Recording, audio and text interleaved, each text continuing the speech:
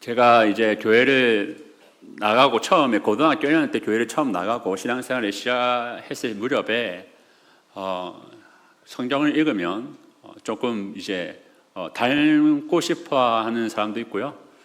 또 부러운 사람도 있었습니다. 그 중에 한 명이 예수님의 십자가를 함께 지고 갔던 구레네 사람 시몬이었습니다. 저도 예수님의 그 십자가를 제가 만약에 타임머신을 타고 과거로 돌아와서 예수님의 십자가를 지고 가는 모습을 본다면 내가 저 예수님이 지고 가는 그 십자가를 함께 지고 가고 싶다, 그런 영광이 나에게 있었으면 좋겠다라고 생각을 했더랬습니다. 근데 신앙생활을 하다 보니까 예수님께서 구레네 사람 시몬에게 주셨던 그 십자가를 함께 지고 가는 그 영광이 모든 교회에게도 주어졌음을 알게 되었습니다. 오늘 본문에 보면 사도 바울은 그리스도의 남은 고난을 교회를 위해서 채운다라고 말하고 있습니다.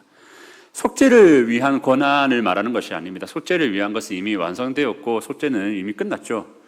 근데 이제 그리스도의 남은 고난이라는 것은 이제 그리스도께서 세우시려고 했던 하나님 나라, 복음을 전파하는 일에 여전히 복음을 전파하는 것과 또 교회를 세우는 일에 여전히 남은 사명이 있기 때문에 우리 그리스도께서 우리에게 주신 사명을 완수하는 것, 그 사명길을 걸어가는 것이 그리스도께서 지셨던 그 십자가를 함께 지고 가는 것이다라고 사도 바울은 이야기하고 있습니다. 그래서 사도뿐 아니라 모든 교회는 예수님의 십자가를 함께 지고 갈 수 있는 그러한 영광이 주어졌습니다. 우리가 이렇게 예수님을 믿게 된 것도 예수님의 고난 때문이죠. 그런데 그 예수님의 고난이 또 여기까지 전파되고 또 우리가 믿고 알게 된 것은 누군가가 또 위협을 무릅쓰고 핍박과 환난을 무릅쓰고 유혹을 무릅쓰고 복음의 수호자가 되고 복음을 전파하고 복음을 계속해서 우리에게 가르쳤기 때문에 우리가 여기까지 성장할 수 있었습니다. 그래서 우리가 한 명의 그리스도인이 된 것은 많은 사람의 기도와 눈물과 헌신과 양보와 희생이 있었기 때문에 그렇게 된 겁니다.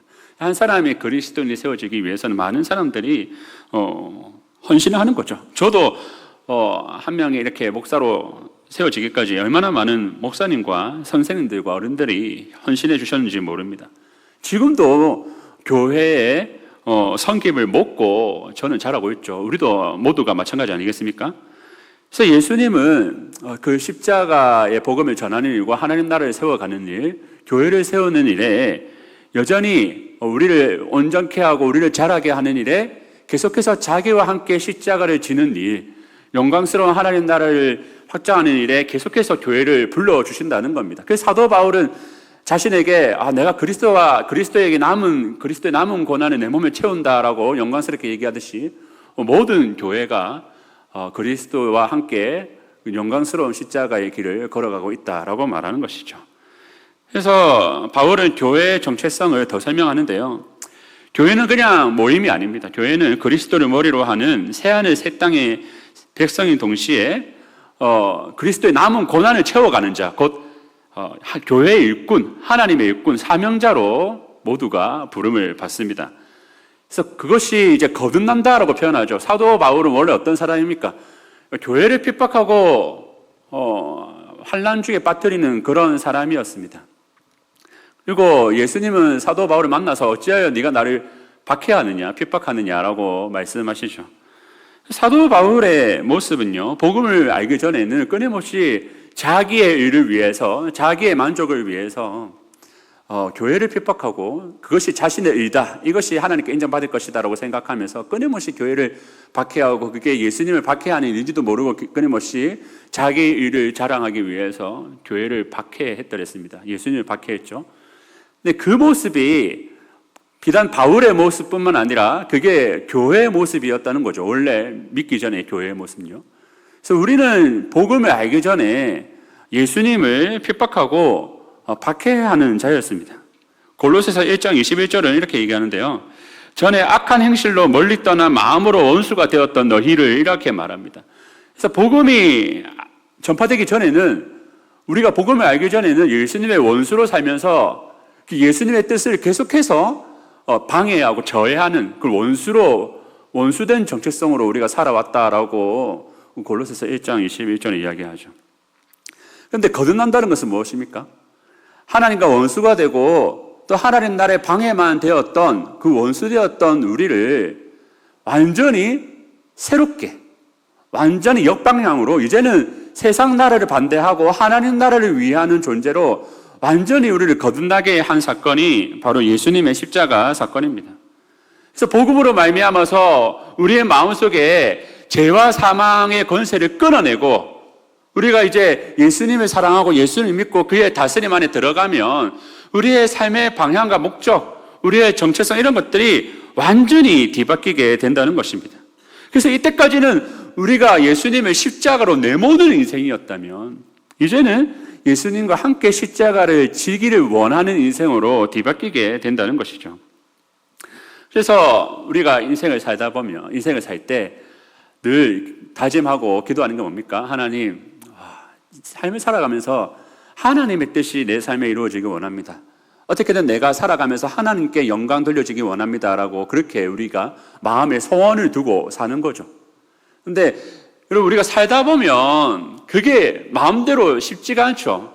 나는 오늘 아침에 새벽 기도하면서 또 오늘 하루에 일어나면서 하나님 말씀대로 살겠다. 또 자기 전에 내일은 하나님 말씀대로 살겠다 하지만 삶을 살다 보면 정말로 우리의 입술과 우리의 생각과 우리의 마음이 제약된 모습일 때가 많고 옛 습관에 따라서 계속해서 사망의 종노릇, 죄와 사망의 종노릇하던 그 말과 그 생각과 그 행실이 나올 때가 참 많다는 겁니다.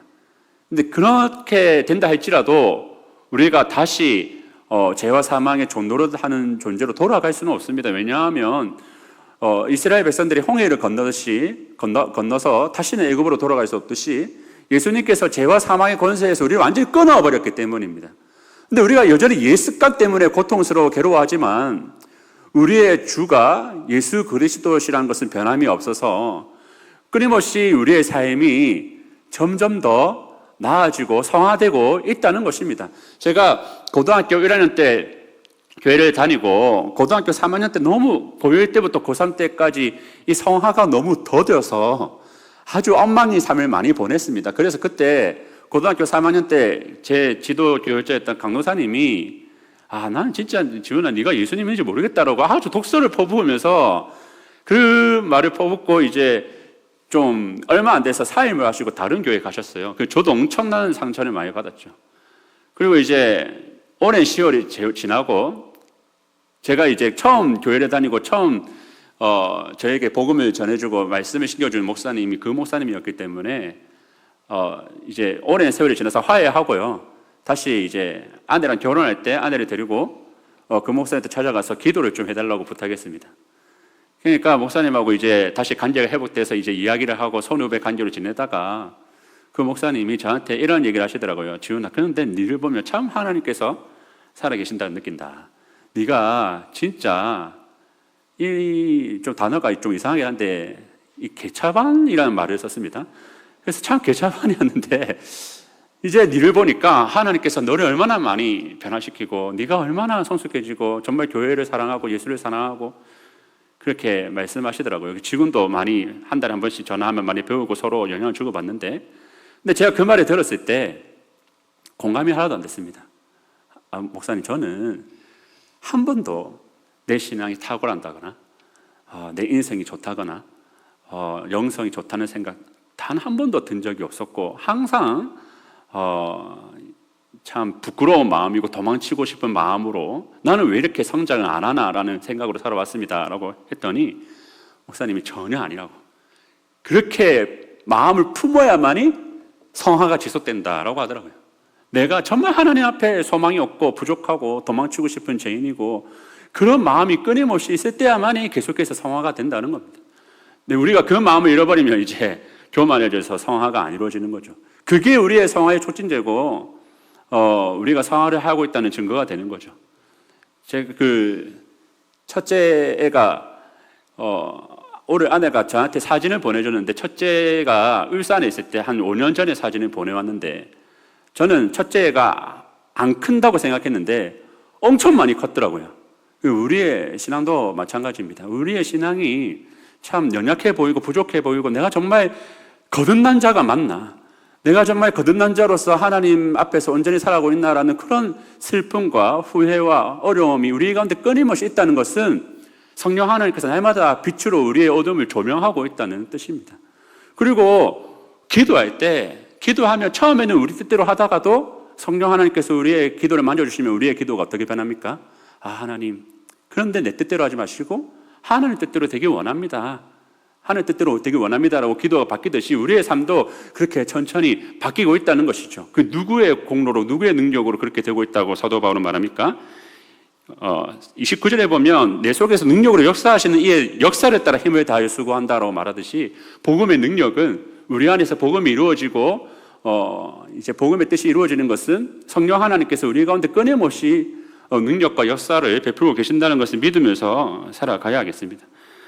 그래서 우리는 거듭난 자로서 우리는 이렇게 기도합니다. 주기도문이 우리의 기도가 되는 거죠. 처음에 교회에 나올 때는 하나님 이런 거에 또 도와주십시오라고 기도하다가도 우리가 신앙이 성숙하면 우리가 정사 예배 때 말씀 드린 것처럼 그 기도의 지경이 넓어지죠.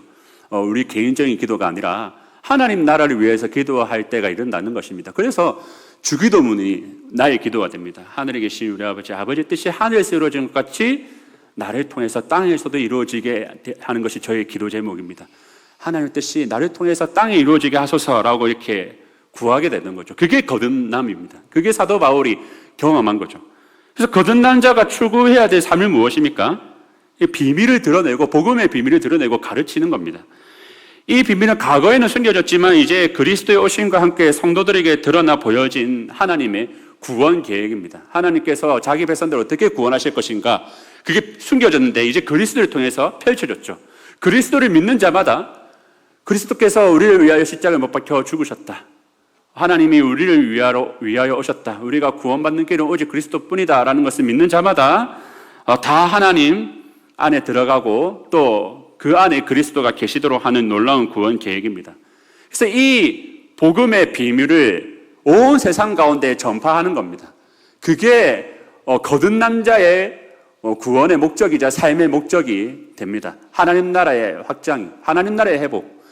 죄와 사망에 빼앗기고 공중의 권세 잡은 자가 온 세상을 죄와 사망의 권세 가운데 묶어버리고 살아도 죽어서도 영원한 멸망 가운데 빠뜨리려고 하는 이 세상 가운데 하나님께서 그리스도를 통하여서 영생하는 삶, 하나님과 동행하는 기쁨과 또 평안의 구원의 삶을 우리에게 그 열쇠를 우리에게 맡겨주신 것이죠. 그게 복음입니다. 그래서 사도 바울은 이 복음을 전파하는 것이 자신의 사명이고 권면하고 가르침으로 모든 성도가 진리를 깨닫고 하나님 말씀 안에서 살기를 원하는 겁니다. 그래서 이 사도의 사역은 교회 가운데 계속해서 계승되어서 사도적 교회로서 계속해서 오늘날도 교회가 말씀과 성례와 치리와 건진 등으로 계속해서 성도가 온전하게 자라게 되는 사역들이 성령을 통해서 오늘날도 있는 것입니다. 에베소서에도 이 말이 되어 있는데 에베소서 4장 11절에 보시면 그가 어떤 사람은 사도로, 어떤 사람은 선지자로, 어떤 사람은 복음 전하는 자로, 어떤 사람은 목사와 교사로 삼으셨으니 이는 성도를 온전하게 하여 봉사의 일을 하게 하며 그리스도의 몸을 세우게 하려 하심이라 라고 말하면서 예수님께서 교회 직분들, 특히 목사 직분을 통하여서 끊임없이 성도들이 복음으로 온전해지고 자라게 하고 봉사의 일을 하게 하는 그리스도의 십자가를 함께 지는 그러한 일들을 하도록 지금도 계속해서 살아 역사하신다라고 에베소서가 이야기하죠. 마찬가지로 모든 직분자들은, 모든 봉사자들은 교회를 세우기 위해서 주님께서 각 사람에게 힘을 주셨다는 것을 믿어야 됩니다. 그래서 기도로 새 힘을 얻고 그 힘으로 말미암아 예수님의 영광 목적으로 직분을 섬겨야 하고 또 각자의 삶의 자리에서 내가 사명자로 부름받았다는 것을 반드시 기억해야 됩니다. 주님께서 나의 인생을 이제 구원받았으니까 이제 네 마음대로 살아가라는 것이 아니라 구원받은 자로서 이제는 십자가를 반대하는 자가 아니라 십자가를 위하는 자로 아침에 일어나면 그리스도와 함께 십자가를 지고 그 하나님의 목적과 하나님께서 오늘도 자기 백성들을 구원하는 일에 쉬지 않으시니 나도 함께 쉬지 않는다라는 그리스도의 말씀과 같이 나도 내 주 되신 그리스도와 오늘 하루 삶의 목적이 그의 나라와 그의 영광 위에 살아간다라는 그런 어떤 결단을 가지고 살아가야 한다는 것이죠. 2장 1절은 바울은 이제 골로새와 라오디게아 교회를 직접 방문한 일은 없으나 그들을 위해서 지금도 분투하고 있다라고 말합니다. 계속해서 성도를 섬기고 사역자를 보내고 기도하는 일에 계속해서 힘쓰고 있다고 얘기하는데 그 힘쓰는 내용들이 2절 이하에 나와 있습니다. 그래서 이것도 마찬가지로 목사 직분과 주로 목사 직분과 또 직분들을 통해서 이루어지고 있는 일입니다. 2장 2절에 보시면 성도들의 마음이 격려를 받고라고 되어 있죠. 그래서 그 당시 골로새 교회의 상황은 내부적으로는 헬라적인 어떤 신비주의들, 오직 그 복음만 믿음으로서는 구원을 못 받는다. 너희의 어떤 육체의 고행 그리고 어떤 의식들을 계속해서 행해야 된다. 하나님 앞에서 또 너희가 옳은 일을 계속해서 해야 된다라는 그런 어떤 거짓 가르침 속에서 이 성도들은 자기가 구원을 받기 위해서 어떻게 해야 되나라는 어떤 혼란스러움이 참 많아졌습니다. 그도 그럴 것이 복음이 흔들리게 되면 우리의 삶 자체가 흔들리게 됩니다. 제가 이제 어떤 청소년부나 대학부를 처음에 선교를 갔을 때 물어보는 질문들 중에서 하나가 너희가 당장 오늘 죽게 된다면 구원을 확실히 받을 수 있느냐라고 물어보는 거죠. 그러면 이제 대다수의 이제 아이들이 그 말을 들으면 순간적으로 뭘 생각하냐면 내가 이때까지 하나님 앞에 구원받을 삶을 살았나라는 것을 순간적으로 되돌아보게 됩니다. 그러면 자신이 없죠.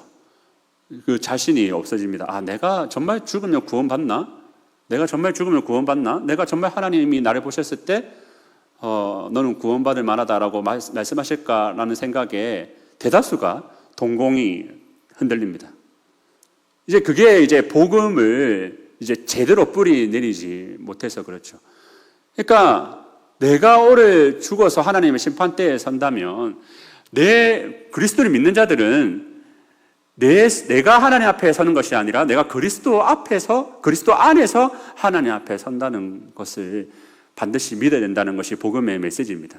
복음은 우리에게 죄인이라고 이야기하죠. 여전히 우리가 죄인이지만 의롭다 함을 받은 죄인이라고 말합니다. 그래서 우리의 행위가 하나님 앞에 고발되는 것이 아니라 우리가 살며 그리스도께서 자신의 행위로 우리를 변호해 주십니다. 우리의 행위가 낱낱이 펼쳐지는 것이 아니라 그래서 사실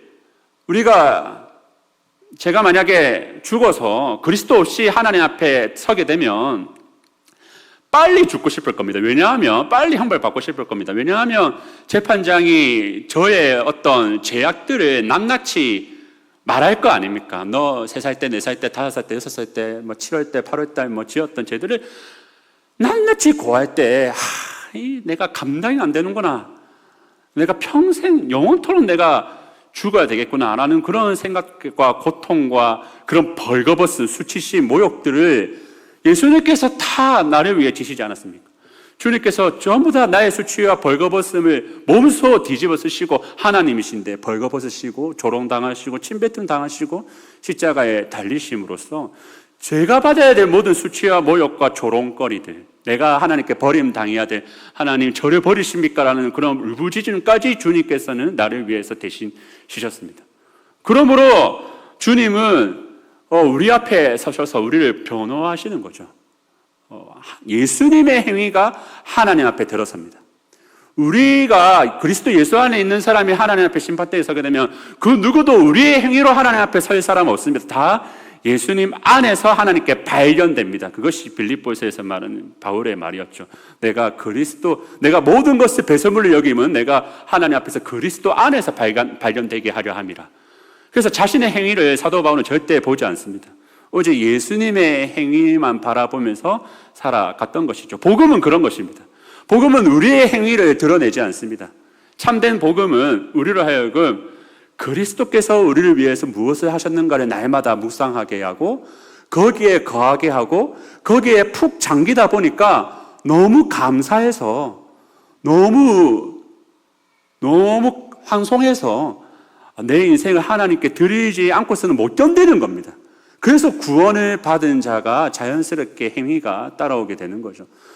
행위가 따라오고 나서 행위로서 구원을 받는 것이 아니라 그 구원을 실제로 누린 자, 그리스도께서 우리를 위해서 무슨 일을 하셨는가를 알게 되면 하나님 앞에서 하나님 뜻이 이루어지길 원합니다라고 기도할 수밖에 없는 것입니다. 그래서 복음은 우리에게 평안을 주고 감사를 주고 은혜를 넘치게 합니다. 그래서 사도 바울의 지금 사역이 무엇입니까? 지금 어떠한 행위들로 구원을 받으려고 시키는 그러한 거짓된 가르침으로부터 너희가 너무 불안해하는데 복음으로서 너희에게 너희 마음에 안위를 주고자 한다. 참된 평안과 위로를 주고자 한다. 우리 예수님께서 우리를 위해서 하신 일을 봐라. 우리 주님께서 얼마나 위대하신지, 주님께서 우리를 너무 사랑하셔서 십자가에 달리신 이유가 지금도 우리 안에서 능력을 행하사 우리로 하여금 날마다 주님을 사모하게 하시고 죄악을 미워하게 하시고 후회하게 하시는 그 사역들을 봐라. 그것이 우리의 위로와 평안이다라고 이야기해 주는 거죠. 복음은 우리에게 참된 위로를 줍니다. 그리고 계속해서 사도 바울은 사랑 안에서 연합하라라고 말하죠. 사랑 안에서 연합하여라고 말하는데, 거짓본과 세상 철학들이 교회 안에 들어와서 수많은 생각들을 만들어내서 네가 옳다 내가 옳다라는 생각으로 많이 분열시켜 놨습니다. 그리스 헬라 철학을 따르는 사람들의 어떤 말들과 유대 이제 할례주의자들이 말하는 할례를 받아야 구원을 받는다라는 그런 어떤 말들과, 그리고 로마 황제를 숭배하는 사람들, 이런 사람들의 잡다한 그런 어떤 사상과 생각과 철학들이 교회 안에서 들어와서 얼마나 많은 혼란이 골로새 교회에 있었는지 모릅니다. 그건 이제 사탄 마귀의 계략이죠. 교회가 하나 되지 못하게 하고 교회가 그리스도의 몸된 교회로서 하나 되지 못하게 하게끔 끊임없이 세상 풍조와 철학들을 밀어 넣어서 네 생각과 내 생각이 다르네. 너는 1번 지지하냐? 난 2번 지지하는데, 이런 정치적과 세상 철학과 그런 것들을 넣어서 끊임없이 서로를 미워하고 분열시키려 하는 것이 골로새 교회에 들어가 있었던 것입니다. 근데 복음은 무엇입니까? 복음이라는 것은 하나 되게 하는 겁니다. 서로 사랑하고 연합하게 하는 것입니다. 자기를 내어주고 남을 부욕해야 하는 겁니다. 자기를 줄여서 남을 안아주게 하는 것이죠. 그 모든 사람들이 지향하는 바가 삶이 다를지라도 복음은 단 한 가지 지향성을 우리에게 얘기해 줍니다. 그것은 하나님 나라입니다. 하나님의 나라를 회복시키고 그리스도의 십자가를 자랑하고 전파하는 일에 하나로 묻는 것이 복음입니다. 복음은 답 없는 사람들이 답 없고 죄가 많은 죄인들, 하나님 앞에 심판받을 수밖에 없는 죄인들을 그리스도께서 용서하시고, 하나님께서 용서하시고 그리스도께서 그의 몸된 교회로 세우시고 그리스도의 십자가, 하나님의 뜻을 위해서 함께 달려가는 그러한 하나된 공동체로 성령께서 묶으셨다는 것을 복음이 계속해서 말해주지 않습니까? 그래서 복음보다 더 위의 것을 말하면 안 됩니다. 사도 바울은 복음이 가장 중요하다라고 말합니다. 복음 안에서 우리가 항상 움직여야 된다. 복음 말고 다른 것들을 이야기하면서 세상 분열을 일으키는 것은 그건 하나님 뜻이 아니다라는 것을 이렇게 간접적으로 이야기해주고 있습니다. 그리고 확실한 이해의 모든 풍성함과 하나님의 비밀, 그리고 그리스도를 깨닫는 것을 위해서 이렇게 헌신한다라고 사도 바울은 이야기합니다. 구원의 확신이 흔들리는 것은 몇 가지 이유가 있겠지만 사실 잘 몰라서 그런 게 큽니다. 잘 모르기 때문에 하나님에 대해서 오해하고요, 하나님의 사랑을 잘 깨닫지 못해서 그럴 때가 참 많습니다. 그래서 여전히 율법주의에 시달려서 하나님 앞에 잘해야 하나님 앞에 구원을 받고, 혹은 내가 하나님의 뜻을 정확하게 알아맞혀야 된다. 내가 이 직장을 가야 될지 저 직장을 가야 될지 하나님의 뜻이 분명히 두 주에 하나는 있을 것인데 내가 그걸 잘 맞춰야 되는데 내가 그 하나님의 뜻대로 못 들어가면 하나님께서 나를 어떻게 생각하실까라는 불안감, 무서움, 그런 것도 있지 않습니까? 결혼을 할 때도 정말 하나님께서 내게 주신 사람이 맞는가?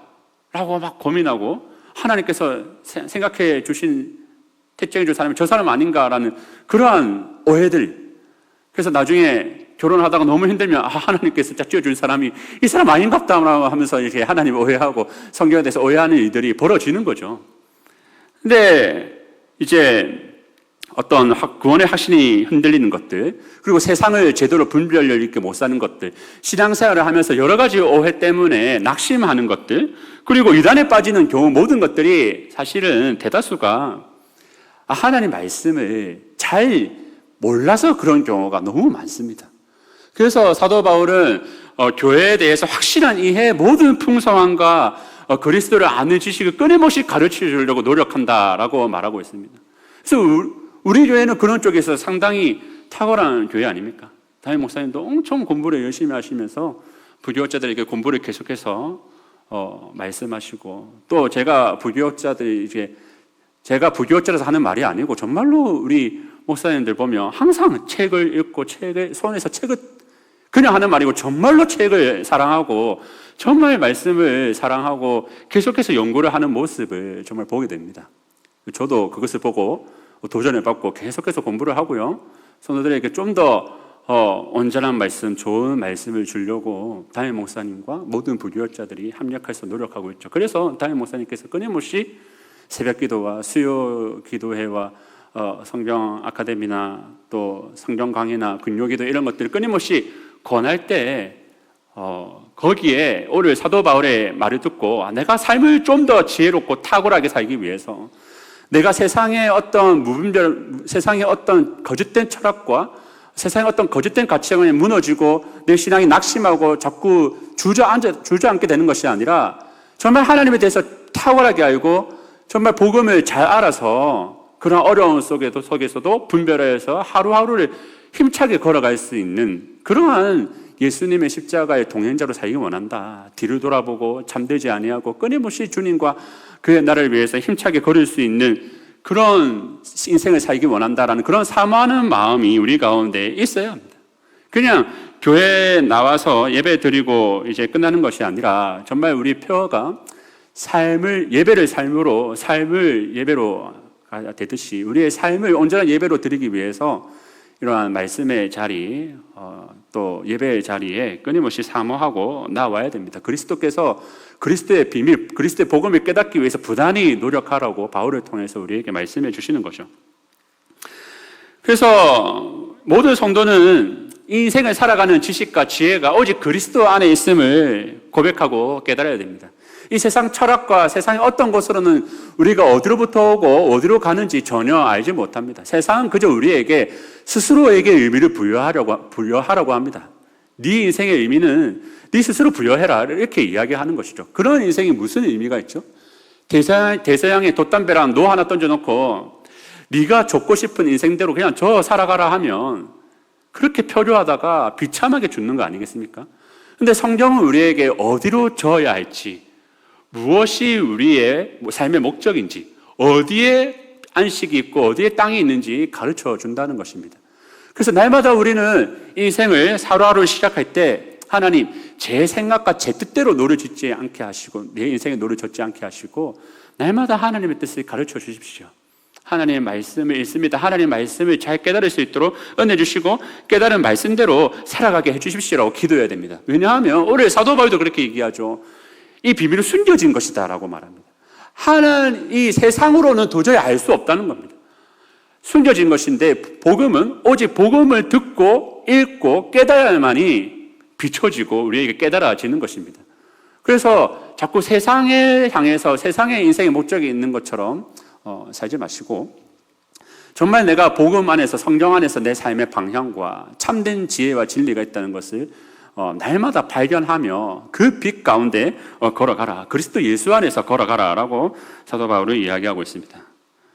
그래서 4절에서 5절을 보면 아무도 교묘한 말로 너희를 속이지 못하게 하려고 한다. 복음을 전해서 너희를 속이지 못하게 하려고 한다라고 말합니다. 골로새 교회에 많은 흔들림과 어려움이 있었지 않습니까? 오늘날에도 정말 많은 어려움이 있습니다. 여러분, 성공이라는 말, 복이라는 말을 교묘하게 감췄죠. 성경에서 끊임없이 성공과 복이 하나님이 너희의 상급이다, 하나님의 뜻을 이루는 것이 형통함이다라고 가르치는데 여전히 세상은 우리의 뜻이 이루어지는 게 성공이라고 얘기합니다. 살다 보면 하나님께 복 달라 얘기하면서 하나님의 뜻이 이루어지는 게 아니라 내 뜻이 이루어지는 게 복이라고 잘못 기도할 때가 우리에게 얼마나 많은지 모릅니다. 그런 어떤 잘못된 번영신학들, 또 지금 이 세상을 살아갈 때 절대 진리는 없다라는 어떤 상대주의, 포스트 모노니즘, 과학 만능주의, 율신 진화론 그런 것들 있지 않습니까? 인생의 목적을 혼동시키고 변화시키려 하는 그러한 거짓 가르침이 이 세대 그리고 다음 세대 학교에서 얼마나 많이 가르쳐지고 있는지 모릅니다. 때로는 우리가 그리스도의 길을 가지 못하게 고난과 시련으로 낙심하고 떨어뜨리려고 할 때도 많죠. 그런데 바울은 이러한 일로부터 오직 복음이 우리의 믿음을 굳건하게 지킨다라고 말합니다. 세상에 수많은 풍조와 세상은 어떤 헛된 가르침이 막 몰려오고 있지만 하나님께서는 그의 복음으로 말미암아 그의 복음을 통해서 능력으로 성도들을 보호해 주신다고 얘기합니다. 아까 제가 말씀드렸듯이 이 복음이라는 것은 교회에서 가르쳐지고 교회를 통해서 내려오는 것이기도 하지만 우리가 평소에 날마다 성경을 읽고 하나님의 복음을 날마다 읽는 것이 참 중요하다 하겠습니다. 그래서 말씀을 정리하겠습니다. 그래서 우리가 세상에서 살아갈 때 날마다 그리스도의 남은 고난에 참여하게 하신 하나님의 영광에 들어갔다는 것을 기뻐하며 살아가야 됩니다. 거듭난 자로서 나의 것을 추구하고 살아가는 것이 아니라 하나님의 것을 추구하며 살아가기를 주의 이름으로 축복합니다. 세상의 헛된 것들을 사랑하기보다 정말 복음을 사랑하고 복음을 사모하고 말씀을 듣기 위해서 끊임없이 말씀이 선포되고 가르쳐지는 자리를 사모하셔서 그리스도와 함께 동행하는 그 길이 복되고 힘찬 하루가 되기를 주의 이름으로 축복합니다.